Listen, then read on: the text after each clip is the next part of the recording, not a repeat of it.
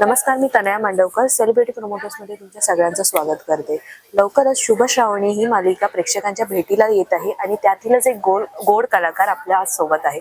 चला तर मग त्या गोड कलाकारासोबत आज आपण गप्पा मारू. सगळ्यात पहिली कशी आहेस? मी छान. तू सांग. मी मस्त एकदम. सगळ्यात पहिला मला तुझ्या कॅरेक्टर बद्दल जाणून घ्यायला आवडेल, म्हणजे की कसं ऍक्च्युली काय आहेत वेगळे म्हणजे.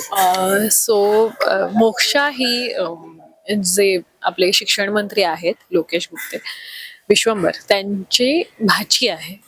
आणि एक राजघराण्यात वाढलेली जी मुलगी कशी असू शकते की तिला एक सुपिरियरिटी असते की आपण खूप छान आहोत किंवा वी आर समवन.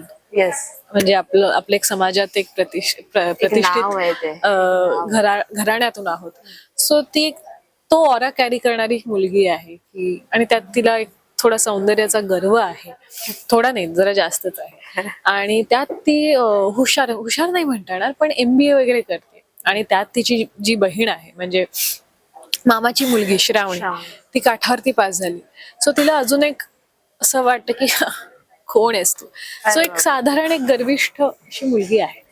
पहिल्यांदा हे जेव्हा कॅरेक्टर आलं तुझ्याकडे तेव्हा तुझी काय थॉट प्रोसेस? आणि आताच मगाशी मला ऐकायला मिळालं की लगेच झी मराठीचे मागोमाग, आणि ती तुमची बोलताना केमिस्ट्री की हिटलर मध्ये पण तू होतेच आणि आता इथे पण. सो ते मला विचारावं असं वाटेल की तुझी काय थॉट प्रोसेस होईल. कारण प्रत्येक कॅरेक्टर जेव्हा आपल्याकडे येतं तेव्हा एक बोलताना एक वेगळा USP पॉइंट असतो, काही वेगळ्या गोष्टी असतात त्याच्यात. तसं काय होतं की तुझ्याकडे आलं तेव्हा काय थॉट प्रोसेस होती? सो माझ्याकडे आलं तेव्हा मला तर एक्साइटमेंट होती, कारण माझ्या मैत्रिणी ऑलरेडी इथे होत्या आणि त्यांचं ऑलरेडी कास्टिंग झालेलं. आणि सो मी तर ह्याच खुशीत होते की आपण एकत्र काम करणार आहोत. बट अदरवाईज आय होप की ते आधीच्या सिरियलपेक्षा वेगळं दिसावं आणि माझे प्रयत्न असतील ते वेगळं दाखवण्याचे. कारण एक लीला आणि लक्ष्मी, म्हणजे आधी वल्लरी ही लीला कॅरेक्टर करत होती आणि मी लक्ष्मी म्हणून कॅरेक्टर करत होते. तर एक साधारण त्यांच्यामध्ये नोकझोक असायची.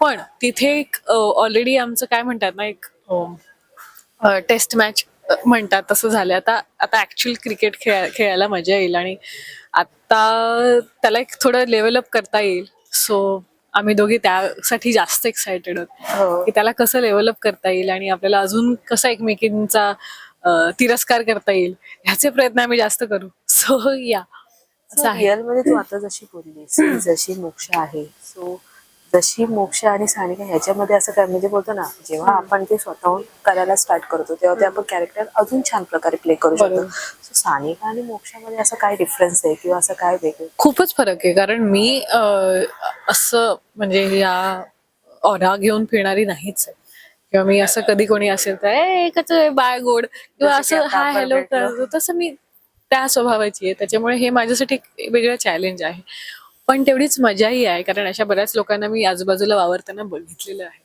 माझ्या रिलेटिव्ह मध्ये किंवा अशा बऱ्याच लोकांना ज्यांना एक स्वतःचा ऑरा असतो आणि त्यांना असं वाटतं की ते कोणीतरी आहेत. बरोबर. पण मला असं म्हणजे हे माझं पर्सनल मत आहे, मी चुकीची असू शकते. मला असं वाटतं की आपण खूप एक कमी वेळासाठी या पृथ्वी तलावरती आलेलो आहोत. मी फारच पृथ्वी तलावरती वगैरे बोलते, बट खूप कमी वेळासाठी आलोत. आपलं जे कनेक्शन एकमेकांशी होतं, माणसं माणसांसाठी आहोत असं मला वाटतं. की बाकी गोष्टी होत राहतात, पण आपलं माणसांचं कनेक्शन जे माणसांशी होतं हे खूप युनिक असतं आणि तो एक अनुभवायचा आनंद असतो. मला असं वाटतं त्याच्यासाठी आय एम ऑलवेज सिकिंग. म्हणजे मला कोणाशी कलेश करायला किंवा मला नाही आवडत. तो मोक्षा ही कठीण आहे माझ्यासाठी. पण सानिकाचं हेच म्हणणं असेल की आपण कसे कनेक्ट होऊ शकतो. कसं काय याच्यातून एवढं म्हणजे मोक्षा करायला टॅकल केलंस? कारण होतं काय माहिती, मला असेच रोल्स येतात, त्याला मी काय करणार. म्हणून तू बोलतो की सानिका टोटली डिफरंट आहे, म्हणून मी तुला विचारलं की कसं काय एवढं टॅकल केलंस ते.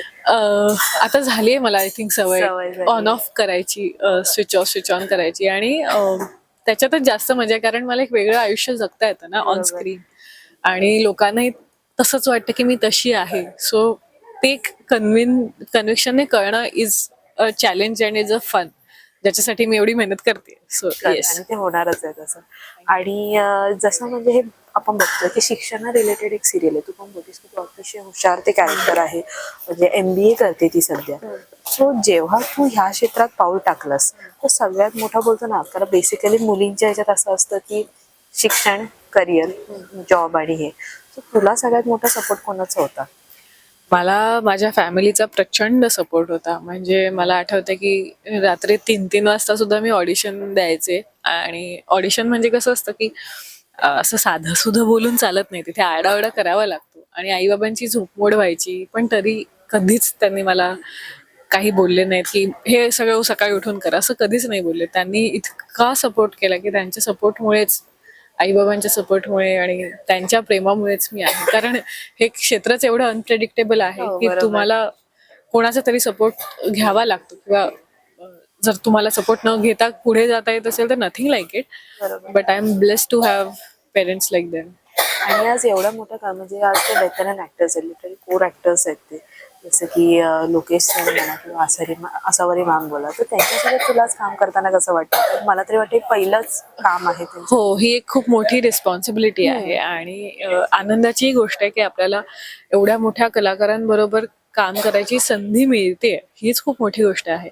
आणि आसावरी ताईंकडनं शिकण्यासारखं फार आहे. त्या त्यांच्या कामाच्या बाबतीत प्रचंड पर्टिक्युलर आहेत. त्यांना बऱ्याच वेळेला माहिती असतं टेकच्या आधी की आता ही चूक होऊ शकते, तो बी कॉशियस. आणि तसंच होतं.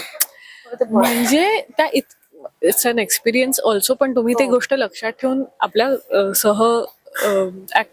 सहकार्याला सांगणं, को ऍक्टरला सांगणं, हीच केवढी मोठी गोष्ट आहे. किंवा प्रचंड सपोर्टिव्ह आहेत त्या, प्रचंड अभ्यासू वृत्ती आहे त्यांची, आणि बरंच शिकण्यासारखं आहे त्यांच्याकडनं. सो मला मजाच येते त्यांच्यावर काम करायला. सरांबद्दल काय सांगशील का? त्यांच्यासोबत पण तुला फर्स्ट सरही तेवढेच कमाल आहेत. आणि सरांचा एक म्हणजे आसावरीताई जेवढ्या अशा आहेत पर्टिक्युलर, तेवढेच सर असे गमतीशीर आहेत की कधी कधी कळतच नाही ते सिरियसली सांगतायत की आपली खेचतायत, की आपली टर उडवतायत. पण मस्त आहेत. म्हणजे एकंदरीतच या मोठ्या कलाकारांकडनं शिकण्यासारखं फार आहे. बट ऑब्व्हियसली त्यांचा तो एक एक्सपिरियन्स आहे. बट ते त्या लेवलला आहेत कारण त्यांनी तेवढं स्वतःला घडवलंय, हेही आपल्याला त्यांच्याबरोबर काम करताना जाणवतं. आणि लाईक आता बघ, आता एवढे दिवस तुम्ही काम करता एकत्र, ते वल्लरी असू दे किंवा आज फर्स्ट टाइम जो आपला हिरो आहे त्याच्यासोबतच फर्स्ट तो सिरियलच फर्स्ट करतोय, किंवा आसावरी मॅम असू दे, लोकेश सर असू दे, त्यांच्यासोबत केमिस्ट्री कशी होती ग? म्हणजे केमिस्ट्री बद्दल जाणून घ्यायला मी तर एक्साइटेड असते. नाही, हो, म्हणजे ऍक्च्युली ती पटकन केमिस्ट्री दाखवणं हे एक टास्कच आहे. बट असताना आपली बॅकस्टेज केमिस्ट्री असते. हो, पण मी तेच म्हणते, पण हे लोक एवढे सपोर्टिव्ह आहेत. आणि इवन तो शुभू जो आहे आमचा, सुमित पाटील, तो पण एवढा गोड आहे की पहिल्या दिवसापासूनच तो पण असा छान जेलप झालाय. सगळीच टीम खूप सुंदर आहे, खरंच खूप सुंदर आहे. आणि जेव्हा छान टीम असते, जेव्हा एकमेकांना सपोर्ट करत असतो, तेव्हा एक छान त्याचं मिश्रण तयार होतं आणि मजा येते काम करायला. जसं आम्हाला मागच्या सिरियलला प्रचंड मजा आलेली, तर आय होप तशीच मजा इथेही यावी. आणि नक्कीच. खरंच खूप छान वाटलं तुझ्यासोबत Same. आज गप्पा मारून. आणि सगळ्यात पहिलं मकर संक्रांतीच्या खूप शुभेच्छा तुला. तुम्हालाही आणि तुमच्या प्रेक्षकांनाही. आणि जाता जाता आमच्या प्रेक्षकांना काय सांगशील? ही शुभ श्रावणी सुरू होतीये 19 जानेवारीपासून संध्याकाळी 7 वाजता. बघायला विसरू नका. आणि एक वेगळी गोष्ट आहे, वेगळं पात्र आहे. तुम्ही जसं आधी प्रेम केलं तसंच पुन्हाही प्रेम कराल अशी आशा आहे. आणि त्यासाठी आम्ही प्रयत्न करत राहू. सो भेटूया लवकरच झी मराठीवरती. थँक्यू. थँक्यू.